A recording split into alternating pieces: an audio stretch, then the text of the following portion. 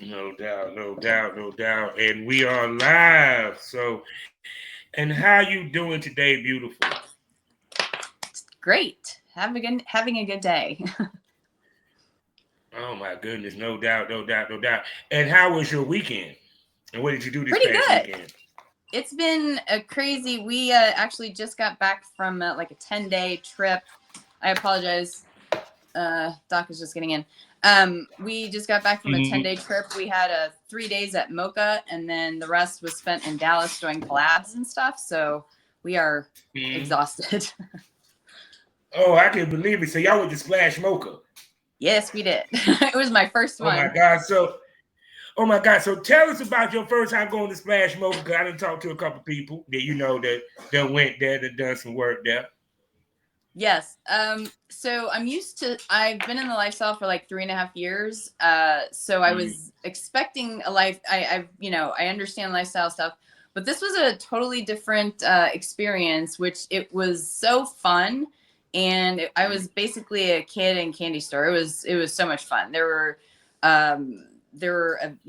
playrooms and stuff, and Mm-hmm. so many people were there, and I met so many people that I'll be able to connect with all of these, Mm-hmm. the mochas and the hot wife paloozas Yeah. and stuff. But yeah, it was it was a lot of fun. Oh yeah. So that's a people can understand. Splash Mocha is a swingers event. It's not a necessarily a content event. Yes. Period, what have you. And uh, and what people realize, a lot of people that do swinging actually do porn. So it's like you can't help but to be a kid at the candy store, because I get the test run with some of these motherfuckers that I play and shoot with. Yeah. Yes. Yes. Yes. Yes. Oh my god. So shoot. So and then of course you say you went to Dallas. You did some content there. How did that trip go? How did the Dallas stop go? So yeah, we're very when we're having lifestyle fun, we really, really make sure that we're not doing content because we want to keep that separate so the lifestyle fun Yeah. stays lifestyle fun. So Mm-hmm. then we had I'd say 1 to 2 collabs set up almost every day. And so it was really Mm-hmm. nice because people just came to us because we were in our hotel, so we didn't have to go to each individual. It was so nice, and I'm gonna do that every Yeah. time I can. But yeah, it went really smoothly, and we had a really good Mm-hmm. lineup of people that we collabed with, and a lot of them were new to both of us, so we got to meet a lot of people, and we've been finding a Oh. lot of lifestyle people in the collab area, and so we've been actually kind of meeting couples that we want to swap with, so which is nice. See, like I told people, the gateway drug to porn is swinging. It's Yes. one of them. Absolutely. Period. Because it's kind of like, even before you really got in the game of porn, did you realize how many swinging couples actually do porn? Yes, yes, it's crazy. It's crazy. And you can definitely tell when someone is strictly porn versus lifestyle and porn because there's a whole Yeah. different vibe. Yeah. Oh But yeah, yeah, most I'm definitely. yeah. So with that being said, hello smokers. It's time to smoke this over. Welcome to the Smokers Lounge. You know who I am. I'm Captain Officer Southern Champ, aka the Porn Rap Star. Find all my links with one link on mylinks.com/porn rap star. For a wonderful sponsor to tell you about, the first one being a hot adult mag that you will love. I'm talking about RossismMagazine.com. Next up, award-winning, award-nominated voiceover with smut, and they got virtual reality. I'm talking about BlushErotica.com. For you people that love candles, I got you covered. The Kinky Candle Company. Link is in the description. And if you need legal aid, Mitchell Ferrari, the Queen of Law from the Queen City herself, she got you covered. Link is in the description. Also, you can find me 5 days out the week in the mornings at fullswapradio.com, as well as you can catch me on sgpradio.com, as well as skyheartafterdarktv.com. Now, I'm going to sit back and let this gorgeous, sexy, hot gilf, milf, whatever you want to call it, pog, fun-loving, high sex drive having, freaky as shit, lady that also does podcasts from time to time. Introduce her sexy self. Tell them who you is, baby. Hi, thank you for the awesome introduction. I'm Fun Charlie. And yeah, that is me. I am a GILF, I'm a MILF. Yeah, a little bit of everything. Oh, yes, we're going to get into all of that, smokers. So because the interesting part is that it seems that like a lot of women get into swinging in their older years. Yes. Why do you think that's the case? I have met a lot. Well, honestly, so it depends. If you are married and you're getting in as a couple, I think you just get to a point where you're like, you know what, let's spice things up. Let's change up the dynamic a little bit.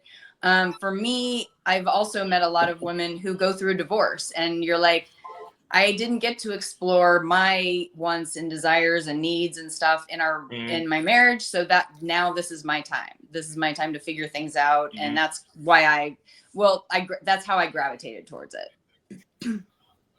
Yeah, because it's funny because right before you, I had talked to a lady from England who does porn, and similar situation, two failed marriages, and she found herself sexually through porn or what have you and everything. So, what got you into swinging to begin with? Because apparently swinging was there before the porn was. Oh, absolutely. So during the pandemic, or at the end of the pandemic, I got on dating sites. I was like, okay, let's start doing this. And I met a guy from Orlando, and I had been complaining about vanilla. I really didn't want to date. I just wanted to have fun. I wanted to have sex, but I was complaining about the vanilla world and how sex is in the vanilla world. And he's like, well, you got to get in the lifestyle. I'm like, what is that? I had no clue. And here it is. It's like this hidden thing right under everything. It's out there. It's just like, so he's explaining this to me, and I'm like, this sounds perfect. Sign me up. Let's do this. And my first experience was a pool party. And we did some firsts. I didn't have sex with anybody at that point except for my partner, but we, had sex in front of people, which was a first for me. And I wasn't new to nudity in front of, people, but I was new to that many new people, and being nude around all those people. And then that evening we ended up meeting a couple. The woman dipped out, so I ended up having my first MFM that night too. So I was just like, it was a blast. It was the best woman, why she dipped out? Yeah, she dipped out. She didn't want to be a part of it, so I was like, don't leave. Damn. I know. I know you were like, yeah, bye. Bye. Yeah, exactly. I was like, okay, let's do it. I was like, don't leave because of me. I was like, we can still have fun. So the three of us had, fun for about 3.5 hours. And I was hooked. I was just like, this was a place in my life that I had no idea was missing. And then it just felt very right. And then, so yeah, 3.5 years of that. Him and I ended up dating for about 2.5 of those years. And we didn't work out. We're still really good friends. He's actually friends with my current boyfriend. But yeah, so that of course led to me getting into porn and stuff. But and it's another level of, oh crap, I feel this feels very right. I don't know, it's not like something that when you're little you're like, oh, I want to be a porn star. But being here now, it's like I can't think of doing anything else.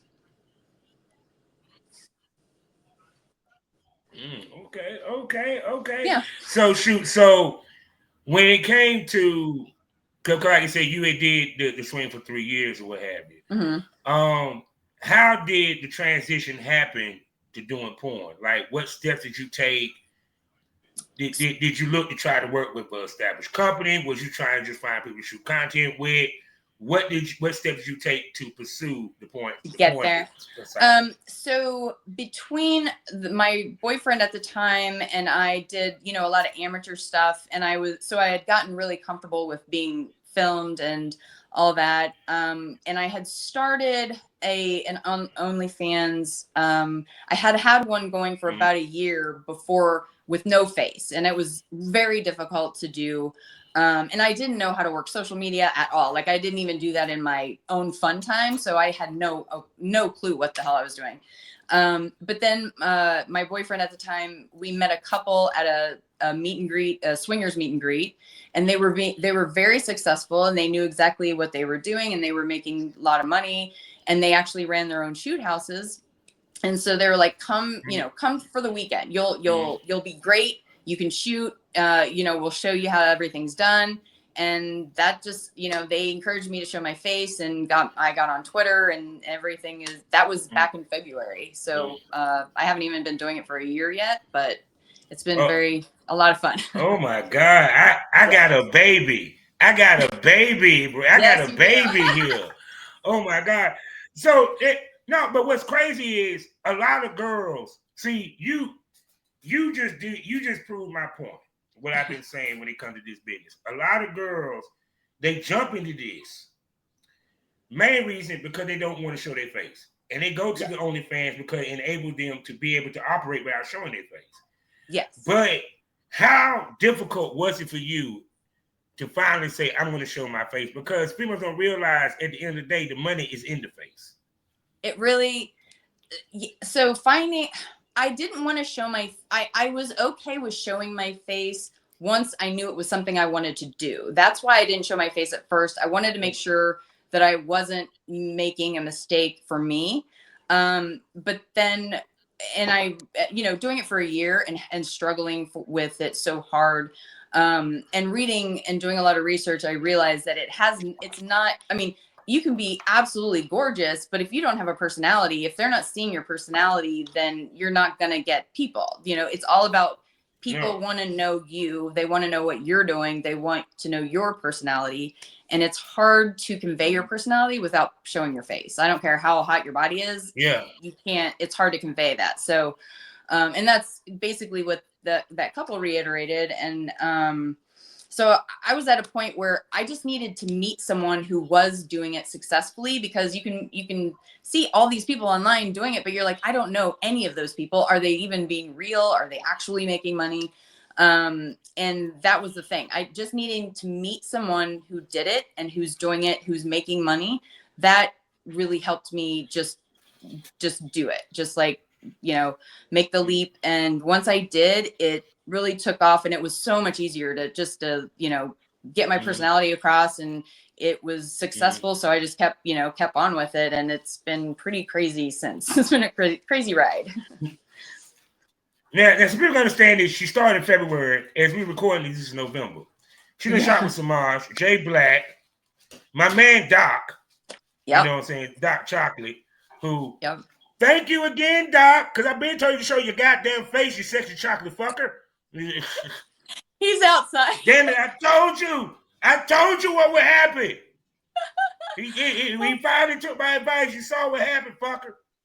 There you go. But the thing about it is that like you said before, you were shooting somewhere amateurs. You feel me? Yes. So a lot of girls stay with that. You know what I'm saying? Yes. You on the other end, you now are trying to become more on the porn star side of it than to have a content curator. So what made you start doing that? You get where I'm coming from? Before I met that couple, I hadn't even collaborated. Like, I was doing all solo stuff. I had not ever even considered having sex with someone else for OnlyFans. That had never even crossed my mind. I was just doing solo stuff. That's mostly of what I saw other women doing. And then when I met this couple, it was like, oh, everybody that we are in the swinging lifestyle with is doing, like, there's so many husband and wife teams that do this. It's insane. And I was like, how did I not know that half the people that I already knew are content creators? I just wasn't paying attention, I guess.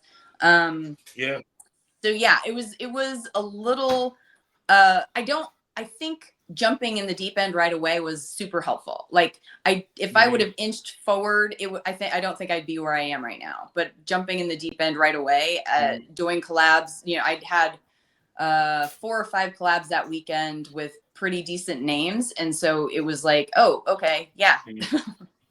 So then I just started getting more and more people contacting me. But see, here's the other thing though. Now, like you said, you start doing collabs with named guys, right? Mm-hmm. Yeah. Because you have some girls, they start their collab, they just do the content creator, ain't nobody know who the fuck they are. Exactly. How was you able to work with the established talent? You feel me? Straight out the box. Yeah. So this couple that had the shoot house, they had these guys there. That's their regular guys that they brought in.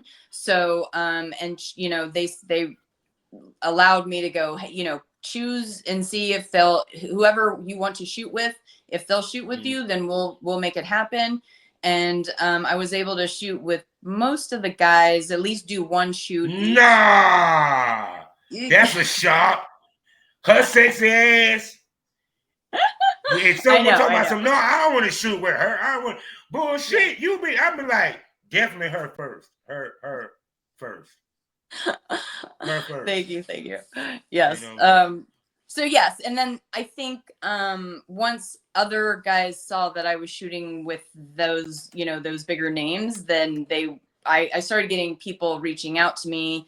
And then shortly after, I think I was on, let's see, March, April, May. I was on Doc's podcast by June, July. And just through him, it's gone crazy. You know, it's gone crazy. He knows so many people.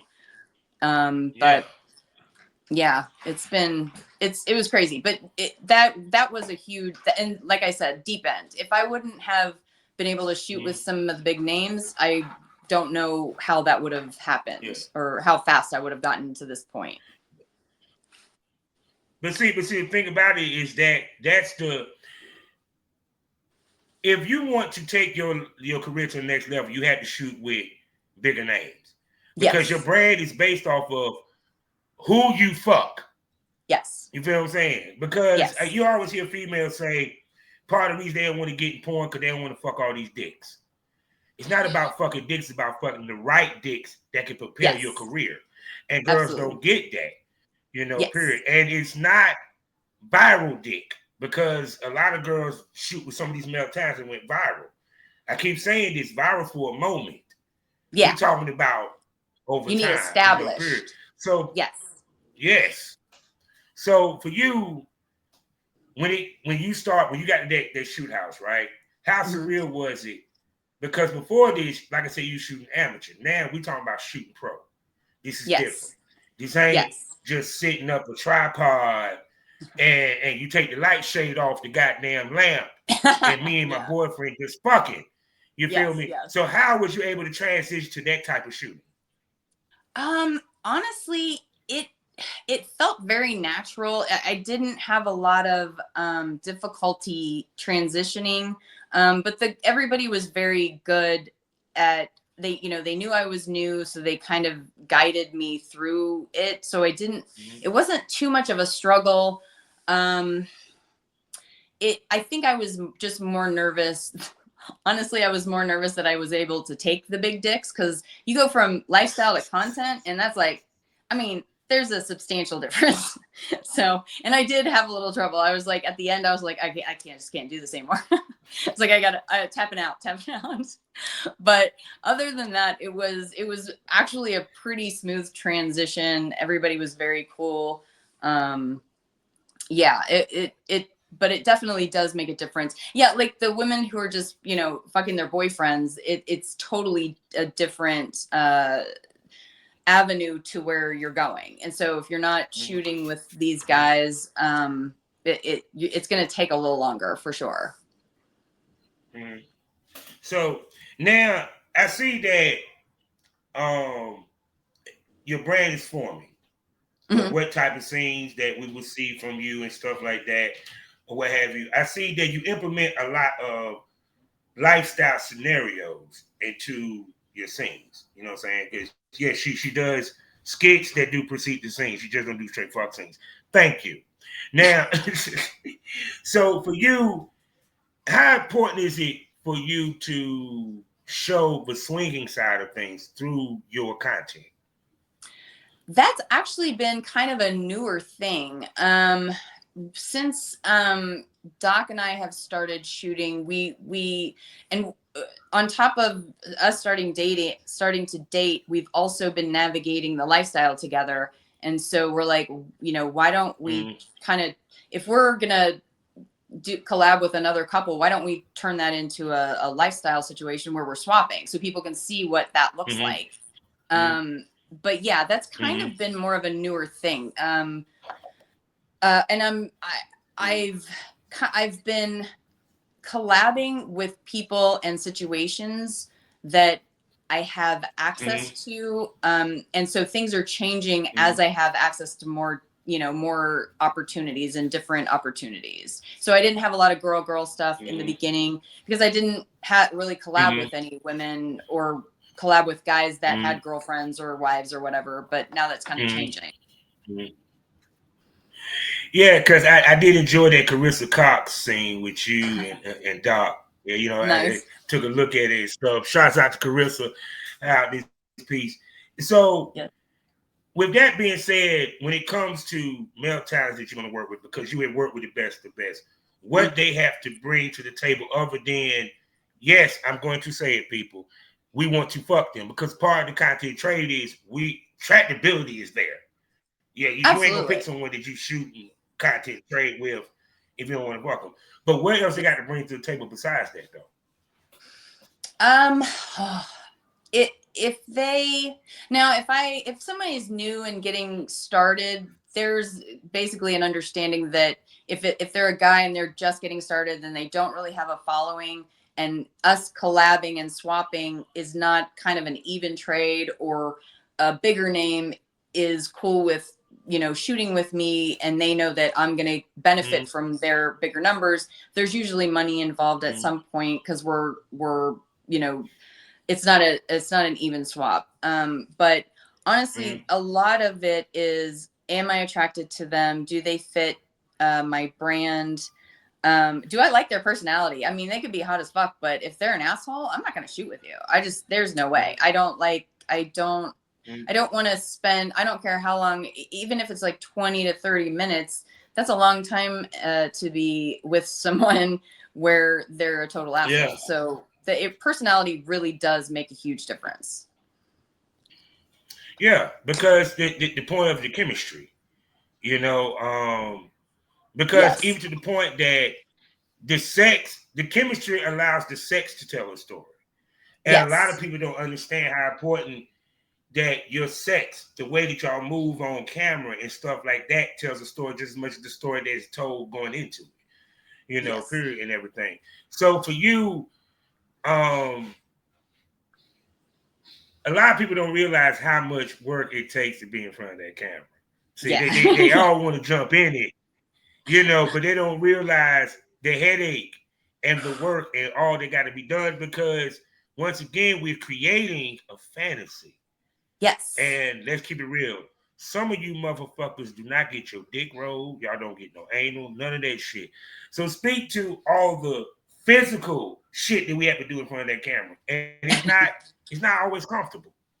No, it's not. And I think the guys don't get enough credit for how they really the guys when they come, they really have to be able to get their dick up, and sometimes there's a lot of people in the room, and then you've got these crazy lights on you, and it's a lot of pressure, and if your partner isn't understanding of that makes a huge difference. So I really try to keep that in mind, and as long as the guys have a good head on their shoulders and they have a good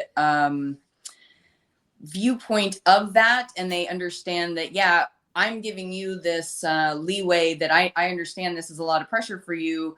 Make sure you give me the same leeway. Sometimes things don't always work out. There's a lot of, and that's one of the big reasons why we make sure lifestyle stays separate, because it is a huge thing of being on camera and having to remember your angles and remember looking at the camera. And But you also want it to be authentic, because if the chemistry isn't there, it's not going to come off on camera, and it's not going to be a good film, or, you know, so there's just so many, the lighting is so huge. We actually did a professional shoot, and it was the guy's first time. And as soon as we got there, we're like, oh, he didn't do his homework on the lighting, and he wanted to reshoot a lot of it. And we're just like, okay, but you're going to have to pay again, because, you know, that's on you. And so, yeah, you really have to know what you're doing as far as angles and lighting. And are you going to go gonzo and just do a sex scene, or are you going to do a scene where you know, and that takes multiple different things, where you're doing angles and walking through doors and dialogue and all that fun stuff. I'm gonna keep it one with you. I hate the straight fuck scenes. I always did. Okay. You know, I just hated them because to me it's like, it's our job to create a fantasy. Because regardless of whether you doing a swinger scenario that's catered to real life, or these motherfuckers that want to sit here and be in the Walmart, it's still a fantasy, because the average motherfucker is not doing that. So they're living vicariously through you. You know what I'm saying? So to me, that's why I ain't never like doing straight fuck scenes, because straight fuck scenes don't really show the sex appeal. They don't show the sexiness of it. You know, period. I'm like, I missed it. Man, motherfuckers don't work around clothes no damn more. It's like girls don't want to wear heels. It's God, Jesus, man. Damn era. No, because to me, it's like, to me, it's kind of like, even with which we're about to get into the Hot GILF Tour, the ladies up there, they create the fantasy. And to me, that's where the money is made and stuff. So for you, what type of fantasies do you look to create? Because I know you look like type female that you think ahead. You think ahead. You know what I'm saying? I try. You got a great imagination. I do like there to be a scene. I like there to be dialogue. I like there to be a setup, because it's easier to, if you're just doing a gonzo, it's a little harder for me to navigate the whole sex scene, because it's like, okay, this is what we might do in real life, but there's no direction. You're not working towards just say it, you get bored. You get bored. Yeah. You get bored. I do. And I like the role play. I like working out fantasies for people. It turns me on to turn other people on. And if we can do a fantasy that they can't do in real life, then that's even better. Yes, people. Yeah. That's what we talking about. Yes. So now, and I like funny stuff too. And that doesn't always track. Oh yeah. I used to love having little, funny tidbit endings and twists at the ending or what have you. You know, whether it was a dream sequence or, like I said, my favorite would always be that the nurse, she's not a nurse, she's an escort, and she went to the wrong room. And she found out because of the phone call. So I like that idea. And she was dressed up as a nurse. You get what I'm saying? Period. So now, you only been in this business not very long. So we're about to see what she's about to be into moving forward. Are we looking to do anal? Oh yeah, I haven't done. I personally like anal quite a bit, but I haven't done it on camera. Correct. Mainly because the size of the guys. It really there's absolutely no way. There's a lot of them would be able to fit it. There's no way. There's absolutely no way. I'd like to come out intact at the end of the show. But yeah, so I'm basically looking for the perfect anal dick on a collaborator that, I like, but I'm also, someone gave me some very, very good advice in the very beginning, which I was very thankful for. Actually, it was Chris G. Gets, he's like, if you don't do everything all at once, and don't give everybody everything all at once, or they're going to get bored with you, drag that shit out. don't do anal right away if you like anal. And I've been saving that for like the right collaborator, the right dick size. So I actually haven't done a gangbang either. Actually, I have my birthday. I turned 50 on December 7th, and I'm planning a big gangbang scene, and I'm probably gonna sell tickets on my OnlyFans too for that. So this is gonna be open to the fans to participate, or to watch. Watch mostly, but I don't know. I might take. I'll have to think about that. Actually, I just planned it to watch, but I'm like, I guess people could make suggestions, and I might entertain those. We'll see. Yeah, because then she threw me off. Cause next thing I'm gonna ask was the gangbang. So okay, then with that, what is your perfect gangbang? Then what's the perfect number for you? In private, I have been in situations where I've had like 4 or 5 guys to myself at different times, but nothing, dedicated. This is a gangbang. These are my guys, whatever. I'd say 3 to 5, and I have nothing to prove. I love the ladies who are like 10, 20 guys, and they're like going through it. Hands down to them, they're awesome. I am not one of those people, especially because I'm not a size queen either. So a lot of those guys are very large, and trying to find the perfect guys that actually read your body language. That is a big part of being a good male collaborator, is that they're able to read the woman and adjust for what their bodies are telling you. So that's, I would say, I think we're working with 3 to 5 guys. And now I might do this, and I might go, okay, I'm going to do 10 next time. I have no idea what to expect from myself. So we'll see. Well, shoot, that night because see, because like I said, you don't know what's gonna happen when adrenaline hit, subspace, and orgasms. You say 5, then you know that they doc said, you just did 20 dudes.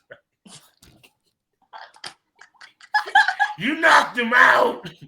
Oh shit, 20. Whew.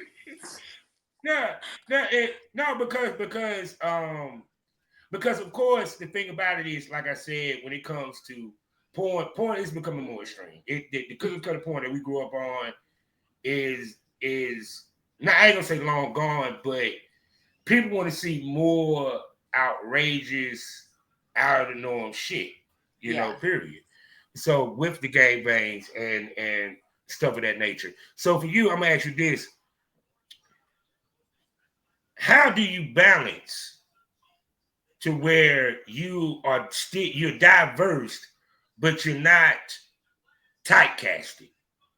You get what I'm coming from? Because you have girls that date gangbang queens, and because they make so much money with gangbang, that gangbang, to the point that now the gangbang that became less shock value for them. Yeah, you feel what I'm saying? For sure. So how do you look to diversify your content to where you don't lose your shock value? That's a really good question. I think that you just don't stay in one lane for very long. For example, if you look at my stuff, I heavily work with Black creators, but I'm not Queen of Spades or anything. I'm not I only have sex with Black guys.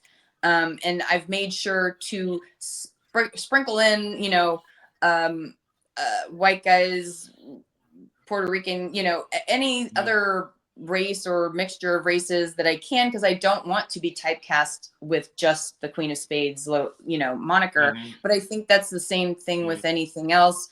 I don't want to do only girl stuff, because I'm not only girl.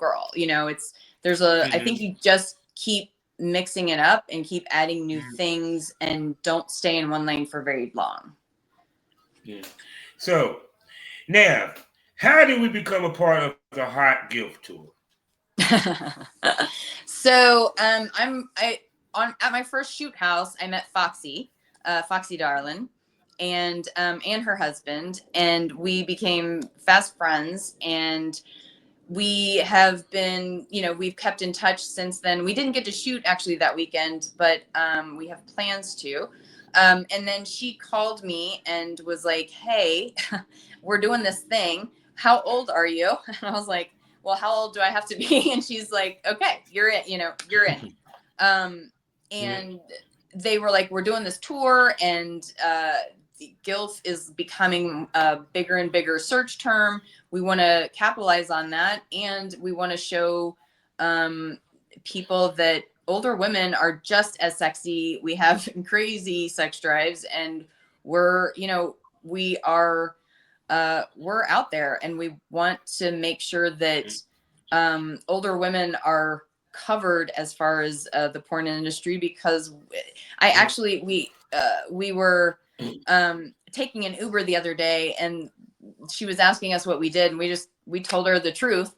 And and she was like, "Well, of course, the older you get, the less people want to see you." And I'm like, "Absolutely not. It's the opposite. I have more traction than some of the younger girls. It's like we freaking know what we like, we know what we want, and I think we're way more comfortable with ourselves and our bodies, so it comes across better sometimes on film. And so it's like, yeah, older women are not shouldn't be discounted for porn. Absolutely not. see, no, it like this, because every girl I talked to, when I said, "Did you think your age is gonna be a detriment?" They walk in, they were like, "Well, yeah, I didn't think that."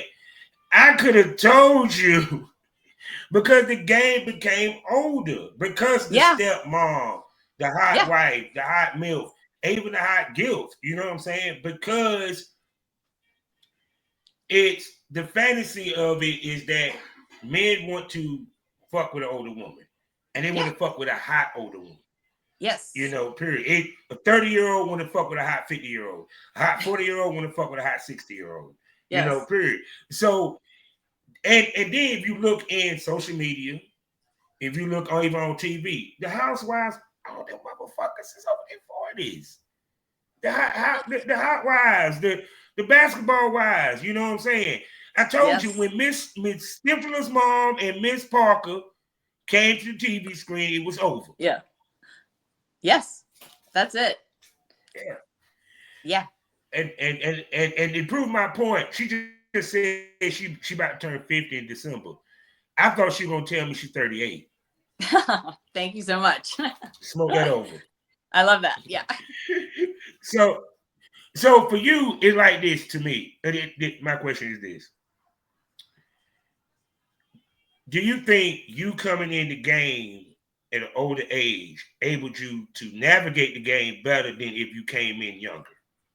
Oh, absolutely. Absolutely. Hands down. No, there's no question. I take less shit, way less shit than I would have if I was younger. And I'm more confident in my decisions. And I think the biggest thing that worries me as far as younger women is you're just not as confident to say no, and to say, "I don't like this," or "I don't want to do that," or whatever.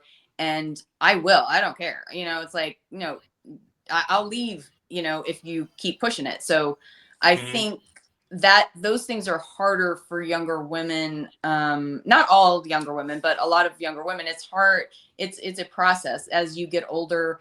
In my 30s, I gave less of a shit. In my 40s, I gave even less of a shit. And, by my 50s, I'm just like, fuck off. So I think that's a huge thing for younger women. But I think just your confidence and your comfortableness with your body comes across very well on film, whereas younger women, even the crazy confident women in their 20s, and I'm so jealous that they're already there, when a lot of women in my generation, it took us forever to get there. So it's it's a toss up, but there's still that naivety that younger women have that older women, Yeah. I think, can navigate better. Yeah.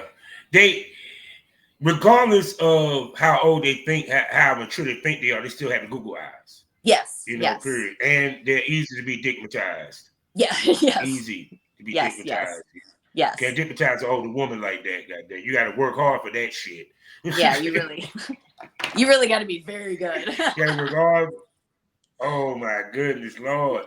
So, so now, coming into the new year or what have you, what do you look to do? What do you look to accomplish? How do you look to advance with what you're doing right now? That's a good question. I have, I've got, I mean, I had, between me and my own ideas, and Doc and I have a lot of ideas of doing some things together, some series types things. I also reach out to other collaborators that I've become friends with that we have ideas of things to do that we can do, like different series and stuff. But I haven't even begun to run out of things that I want to do or try. So I'm not even, sky's the limit, basically. And I'm very much looking forward to all of the things I'm going to get into in the future, because it's going to be, it's been a crazy ride already. And yeah, it's going to be fun. So now, of course, you did 3 years of swinging lifestyle. Then you got into porn. Talk about the sacrifice and the changes and the adjustment that you had to make in your personal sex life to chase porn, because now you got to move differently because the business that you're in. Yes. So before I got into porn, I was doing, with my last boyfriend, we were doing stuff like in the summertime, every weekend was lifestyle party here, there, dressing up, all the fun stuff. Now it's probably once every 2 months we get to do a lifestyle event, which is crazy to me, but I don't know if I don't know if I'd go back. I really like the balance that I've got right now. It's just, yeah, it's interesting. And honestly, working with creators test regularly, and lifestylers don't always do that. And it's been a growing problem. So mixing the two has been a really eye-opening and positive experience in that sense. But yeah, I do sometimes miss going to more parties and stuff, but not very much. We do so many things, and like a shoot house kind of feels like a lifestyle party in a sense. I mean, it's not as fun because you're still having to be behind the camera and stuff, but or in front of the camera, but it's still kind of the same vibe. So yeah, I don't feel like I'm totally missing out. But I'm gonna tell you what I find crazy right now. People, there's a lot of people in the porn industry, in the lifestyle, right? Why ain't nobody just did a lifestyle retreat that's for porn stars? I mean, it would make so much fucking sense. Y'all all adjusted. Y'all ain't got the film. No, that would tell you what ended up happening. I know why they ain't been done. Because some of y'all motherfuckers decide, let's just film. Yeah. Because we can't let the porn star hat go. Yeah. Yeah. No. Yes. Oh my God. Right. God was thinking about that. I said, damn, all these damn swinger couples and all that. Why ain't nobody did, a lifestyle, swinger event or what have you? No filming, just everybody just, No, because I thought about it. I said, that first night, yeah, it'll be okay. But that second night, motherfuckers calling around. We need a cameraman. Yes. And that's the thing. Like Mocha, you get a mix. Some people were there and they were half having fun and half doing, content. And that's probably most of the events that we've been to. But we try to be really very clear that we are not there to do content. We're not shooting that weekend, you know, because we do want to have fun and we don't want to be in front of the camera. It's exhausting sometimes. Now, the other part is because y'all always hear me talk about a blueprint, and she actually kind of got it. Which is you have yourself a resident male talent, and you work with established male talent outside of that, and you have that resident male talent is the familiarity that you give your fans because they see them on a regular basis, whether they're doing different roles or what have you, and everything. You just don't have a just regular resident male talent. So speak to the advantages that, yeah, my boyfriend does this and does this at a high fucking level because it kind of helps your business side of it as well. Oh yeah. Like, so my boyfriend before wasn't in the content creation, but he was in lifestyle. Doc, of course, is very big in the content creation and lifestyle, but it is we're dating someone who is also in the business, who also already has his business going and knows how things go has been so fun. It's been crazy fun, and we have a lot of fun and a lot of fun brainstorming ideas. We've got so many freaking ideas. We don't have enough time to, you know, do all of it, but it's been more, I'd say it's been more creatively satisfying being with somebody who does content and who does that business side. And it's been crazy. It's been really fun. And I recommend it. So now with that being, no, trust me, there's a lot of girls right now watching this episode saying, I hate that bitch. I know. I wish I was her. Yeah, I'm sure. I wish I was her. You know how many girls complain they can't find a male talent anywhere in their city, their vicinity? She got one laying right beside her ass. They can roll over and film. Yeah, that's a beautiful thing to have. I'm sorry. Yes. No, y'all can hate all you fucking very lucky. They work hard. To those ladies, I am very lucky. I consider myself very lucky. I very thankful that we found each other because you know, there are a lot of single guys in the content creation, but you know, it's gonna be a very small pool and everybody knows each other. So it's like you better really be into each other before this gets public, because otherwise, you know, so, and that's what we did. We made sure that we were really serious about each other before we let it known that we were even together. So shoot, that's interesting. That's an interesting conversation to definitely have. Yeah. How the talent reacts to someone dating a talent. Yes.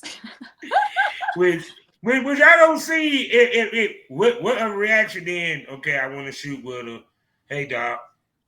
That's it. That's the only reaction it should be. You know, it's kind of, that's why I mean, that's why I said 95% of the guys in this business is lame, because majority of them is in it for pussy. Yeah. So, oh yeah. And it's crazy how they're not about their business. Because business man is, I don't give a fuck who she dating. It's about me getting this content. If he gives a fuck about, or even asks, well, is Doc gonna be mad? No. If you know him, no. Yeah. No. Have you seen the videos, you dumb fuck? I think he would have been upset a long time ago. Yeah. If that was the case. Yes. People, I swear, people just dumb as fuck. So how do y'all balance it? Because not only are y'all together, but y'all also business partners in many ways. So how do y'all balance it? Honestly, it hasn't been a struggle too much up to this point because we're both workaholics. So the biggest problem is making sure that we remind each other that we need to take breaks, and we need to, you know, hey, this Saturday we're going to go out. We're going to go on a real date. we're going to go by ourselves. And, but most of it is a lot of fun. And so it's hard to, it doesn't feel like work, a lot of it, when you're doing it with someone who creatively is on the same, wavelength as you. So it's more fun than anything. And we both benefit from, people as a couple. We've been able to bring in a lot of different types of content creators and stuff, and then couples that and people that have shot with him come back and they're like, oh hey, we want to do this, but we want to do it with her too. And so it's like we get to combine everything. And it's been working really well, and hasn't been too much of a struggle to balance things. It's more about both of us not overworking, actually. Oh yeah. Like, baby, damn it, take a break. yeah. You've got to go to bed. Yes. Come over here. Come on, let me eat your pussy. Yes. Take a break from the damn computer. Shit. Yes. Oh my God. Oh man. So shoot. So people, I done held this gorgeous lady up here for almost an hour, and we haven't even scratched the surface. So you know what that means. I got to ask this beautiful, sexy lady, the $1 million question. Oh God. Miss Fun Charlie, can I call you a smoke buddy? Oh, absolutely. Absolutely. Say no more. So with that being said, people, you know what that means when she says absolutely. She will be back here on the Smokers Lounge, and we're going to bring her to loyal fans. Ooh, the Premium Smoke Room. Okay. 5 premium podcasts for you to enjoy. Special event episodes known as a VIP Smoke Room that you will get, as well as every now and then I go live on X, people. And let me tell you what happens in the Premium Smoke Room. The conversation gets more saucy and nastier. It gets more provocative. It gets more candid. It gets more unpredictable. It gets more wild. It gets more crazier. Tits come out. Dildos might pop out. You don't know unless you subscribe. And if you're looking for some XXX content entertainment, I got you covered. My video store, where you can see my work as I give the ladies the work, because big dicks grow in the sticks. That's why they call me Big Country Daddy. You know what I'm saying? When I was active. And for my people over on Spotify, I got you over there too. Savage Smoke, where I talk to the industry's top male talents and producers. We give you that real smoke about the industry, uncut and not sweet by any means, people. That's why it's behind a paywall. Plus, over 400 episodes ranging from limited podcast series that I did in the past. Premium Smoke podcast episodes is not on Loyal Fans, as well as chronicles of a spit queen that is not on Loyal Fans, as well as special little tidbit stuff I might drop over there just for y'all. So either be a premium smoker or catch that savage smoke or get all the smoke. Either way, subscribe today. Now, speaking about subscribing, Fun Charlie, tell everybody where they can find you, jerk off to you, and spend some money. Yes. You can catch me, all my links, all the socials, all the fun, spicy accounts are on funcharlie.com. Yes. So, people, what did we smoke over today? What did you learn? See, I always do that at the end of the show, you know what I'm saying? Because it's about entertainment, people. I want to entertain you and educate you at the same time. What did you learn today, smokers? Well, simple. Is that no matter whether you're a swinger, you are just somebody that's in the adult film industry, you're chasing this business, you have to adjust the way that you live. You have to change the way that you live. You know, period. The reason why, because it's not just you involved in this.